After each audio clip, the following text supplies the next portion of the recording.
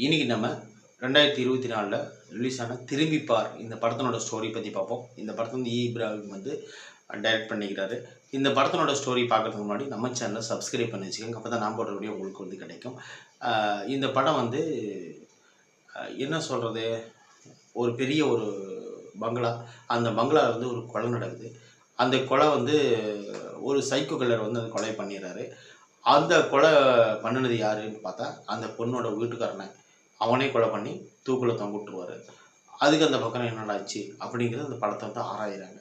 இந்த படத்தில் வந்து வெற்றி வந்து நம்ம போலீஸ் இன்ஸ்பெக்டர் நடிச்சிருப்பார். இந்த படத்தில் ஹீரோ அப்படின்னு சொல்லிக்கிறதெல்லாம் யாருமே கிடையாது. ஆனால் எல்லாருமே ஹீரோ மாதிரி தான் இருக்கிறாங்க. எல்லாருமே ஹீரோனுடைய ரேஞ்சில் தான் நடிக்கிறாங்க. அதனால் நம்ம இந்த படத்தில் வந்து ஹீரோ தனிப்பட்ட ஹீரோ இவர் தான் அப்படின்னு சொல்லிட்டு நம்ம சொல்ல முடியாது. ஏன்னா அந்த புருஷனாக வர சைக்கோ கேரக்டர் அவரும் ஹீரோ மாதிரி தான் பண்ணுறாரு. இந்த போலீஸ் இன்ஸ்பெக்டர் எதையுமே கண்டுபிடிக்கிறதே கிடையாது. ஆனால் அவரும் ஹீரோ மாதிரி தான் பண்ணுறாரு. அதுக்கு அந்த பக்கம் பார்த்தீங்கன்னா இந்த படத்தில் வர சைடு ஆக்டர் எல்லாருமே அவங்கவுங்க ஹீரோ மாதிரி பண்ணுறதுனால இந்த படத்தில் வந்து ஹீரோ யார் அப்படிங்கிறது உங்களுக்கே டவுட்டாக இருக்கும். எனக்கும் டவுட்டாக தான் இருந்துச்சு. படம் பார்க்குற எல்லாத்துக்குமே டவுட்டாக தான் இருக்கும்.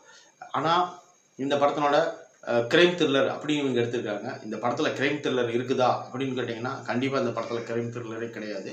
கிரைம் த்ரில்லர் அப்படின்னு சொல்லிட்டு எடுத்துருக்குறாங்கன்னா கண்டிப்பாக நீங்கள் கிரைம் த்ரில்லராக பார்த்தீங்கன்னா இந்த படம் கண்டிப்பாக கிரைம் த்ரில்லர் தான். நீங்கள் கிரைம் த்ரில்லராக பார்க்கலன்னா கண்டிப்பாக அந்த கிரைம் த்ரில்லர் கிடையாது.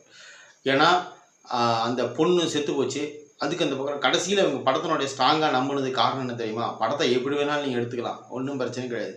நீ ஸ்லோவாக எடு, திரைக்கதை இல்லாமல் இது என்ன வேணாலும் பண்ணு, ஆனால் ஒன்றும் பிரச்சனை இல்லை. ஆனால் கிளைமேக்ஸ் வந்து ஸ்ட்ராங்காக இருக்கணும் அப்படின்னு சொல்லி எடுத்துருக்காங்க. ஆனால் யோசிக்க முடியாத ஒரு கிளைமேக்ஸை கொடுத்துருக்குறாங்க. ஆனால் நல்ல படம் பார்த்து கண்டிப்பாக இந்த படத்தில் இவங்க தான் வில்லனாக இருப்பாங்கன்னு நீங்கள் ஆரம்பத்திலே தெரிஞ்சிட்டிங்கன்னா கிளைமேக்ஸில் கண்டிப்பாக அவங்க தான் வில்லனாக இருப்பாங்க. ஆனால் இந்த படத்தை வந்து சரி நான் படம் ஏதோ பார்ப்பேன், ஏதோ ஒரு நாளைக்கு பார்ப்பேன் அப்படின்னு சொல்லிட்டு பார்க்குறவங்களுக்கு வந்து இந்த படம் ஆச்சரியத்தை ஏற்படுத்தலாம் கிளைமேக்ஸு. மற்றபடி ரெகுலராக பார்த்துட்டு இருக்கிறவங்களுக்கு இந்த கிளைமேக்ஸ் வந்து கண்டிப்பாக ஆல்ரெடி நம்ம யூகிச்ச கிளைமேக்ஸ் தான். ஏன்னா அந்த மாதிரி தான் இருக்குது. அந்த பொண்ணு அவ்வளவு கொடுமைப்படும் போதே நம்ம யோசிக்க தோணுது.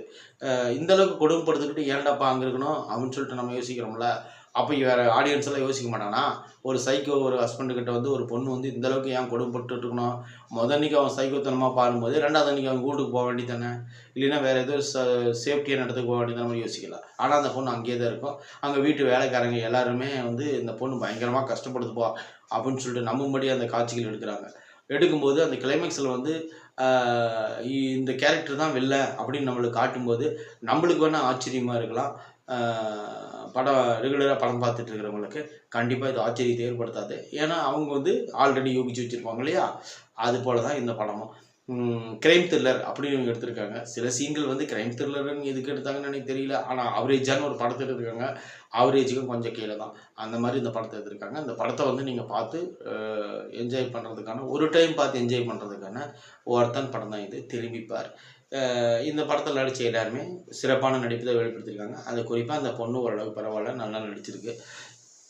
அந்த சைக்கோ கேரக்டர் வந்து சில நேரத்தில் நல்லா நடிக்கிறாரு, சில நேரத்தில் ஏன் நடிக்கிறாருன்னே அவருக்கே தெரியல, அந்த மாதிரி நடிச்சிருக்காரு. இந்த படம் வந்து நீங்கள் பார்த்து ஒரு டைம் பார்த்து என்ஜாய் பண்ணக்கூடிய படம் தான். அது ஒன்றும் பெரிய ஸ்லோவான படம் தான். நீங்கள் பார்த்து என்ஜாய் பண்ணி பார்த்தீங்கன்னா உங்களுக்கு தெரியும். நம்ம சேனலை சப்ஸ்கிரைப் பண்ணி வச்சுக்கோங்க. நான் போடுறவனே உங்களுக்கு கிடைக்கும். இந்த படத்துக்கு வந்து ஒரு 40 to 45 மார்க்குள்ளே கொடுக்கலாம். அதுக்குண்டான ஒருத்தான படம் தான். தேங்க்யூ.